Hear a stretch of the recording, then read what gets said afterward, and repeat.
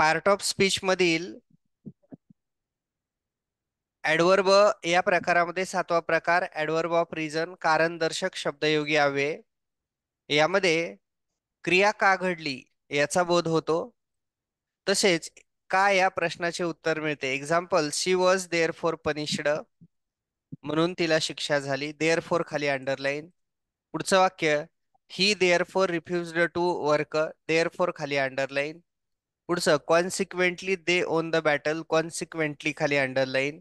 Example आहे ते, she was hence, hence खाली underline unable to appear for the examination. क्रिया का घडली याचा बोध होतो म्हणून याला कारणदर्शक क्रियाविशेषण असं म्हणायचं. He stayed at a home because of his illness. ती तिच्या आजारामुळं घरी राहिली. बिकॉज खाली underline. Next, some adverbs of reason आपण या ठिकाणी पाहणार आहोत. कारण दर्शविणारे काही शब्द, बिकॉज, देअरफॉर, हेन्स, कॉन्सिक्वेंटली. पुढं ॲडव्हर्ब ऑफ इंट्रॉगेटिव्ह प्रश्नार्थक क्रियाविशेषणे. प्रश्न विचारण्यासाठी प्रश्नार्थक वाक्यात यांचा उपयोग होतो. प्रश्नार्थक क्रियाविशेषणाचा उपयोग सर्व प्रकारच्या वाक्यात होतो. उदाहरणार्थ स्थलदर्शक, कालदर्शक, सर्व प्रकारची वाक्य.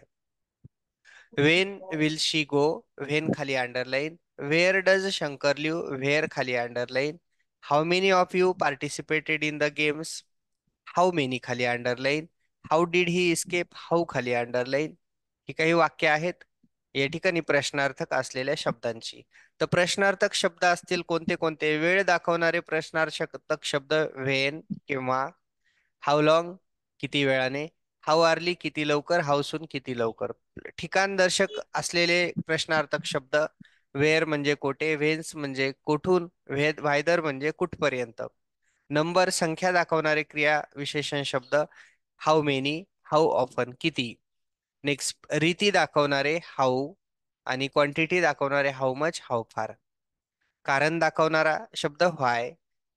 तर या ठिकाणी हा प्रकार संपला. आता रिलेटिव्ह ऍडव्हर्ब बघूयात. संबंधदर्शक किंवा नातेवाचक क्रियाविशेषण व्यक्ती किंवा वस्तू यांचा संबंध स्पष्ट करतात. ज्या पोटवाक्यात ही क्रियाविशेषणे येतात त्या पोटवाक्याचा इतर भागाशी संबंध जोडतात आणि याचा प्रामुख्याने वापर क्लॉजेस मध्ये करतात. एक्झाम्पल मांडूयात. एक्झाम्पल बरेच आहेत. This is the school where I learn. Where खाली अंडरलाईन पहिल्या